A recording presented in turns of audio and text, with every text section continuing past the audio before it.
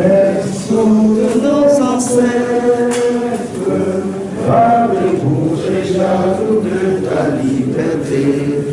La communauté musulmane de la région du littoral s'allie à celle nationale et aux aspirants à la vocation islamique pour dire non aux exactions de Boko Haram et à la division du Cameroun.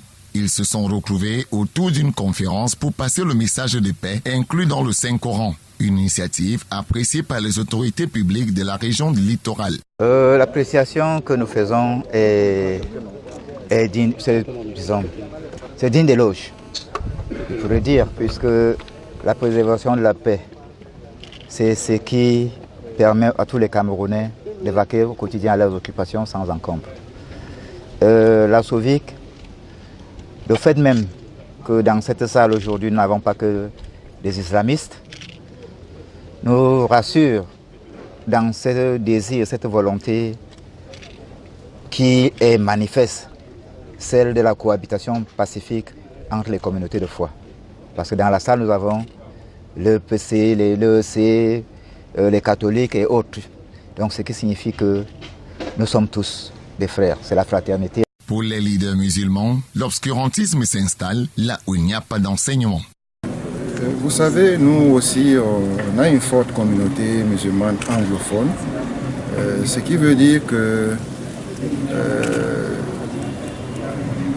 c'est des phénomènes de société.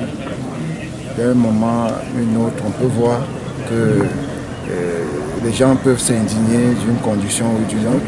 Mais ce qui est d'encourageant, c'est que c'est l'ouverture que nos dirigeants aussi proposent.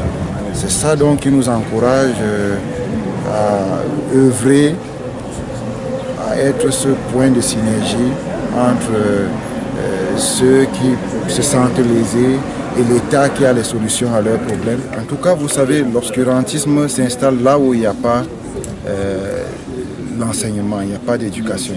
Donc nous nous attelons à mieux éduquer notre communauté, et à mieux les faire comprendre effectivement les préceptes de base.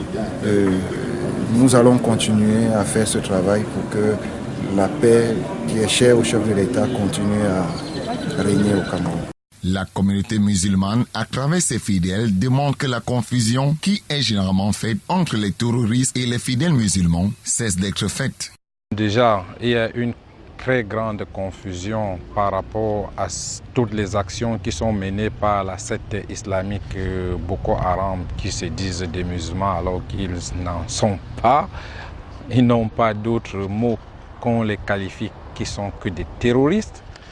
Donc ce genre de conférence permet, comme je le disais tantôt, de clarifier la position du musulman, d'apporter une certaine lumière pour expliquer aux uns et aux autres, déjà vous qui êtes non-musulmans, qu'ensemble on peut vivre dans une certaine cohésion, dans la paix, et on peut faire des choses ensemble. Les participants au débat du jour par cette action poursuivent les idéaux du président de la République qui a demandé à fortifier l'indivisibilité et surtout à promouvoir la paix, tel que l'instruit aussi le Saint-Coran dans ses sourates 2 et 4.